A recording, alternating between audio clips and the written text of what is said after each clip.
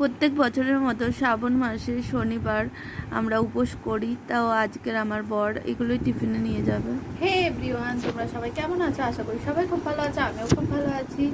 আজকে শ্রাবণ মাসের প্রথম শনিবার, তো উপোস করেছি। আর উপোস করে কি কি খাচ্ছি সেটাই তোমার সাথে শেয়ার করছি। তো আমার ভিডিওটা ভালো লাগলে অবশ্যই লাইক কমেন্ট শেয়ার। তো বন্ধুরা, আমি আমার বর দুজনে উপোস করি, তাই আমার বর টিফিনে এগুলোই নিয়ে গিয়েছে। আর আমি দেখো পুজো টুজো দিয়ে বিকালবেলা ফিরেছি 4টের সময়, তারপরে আমি এগুলো খাচ্ছি। তো সেটাই তোমাদের সাথে শেয়ার করলাম। তোমরা কে কে পছন্দ করো এই সমস্ত জিনিস খেতে অবশ্যই জানিও।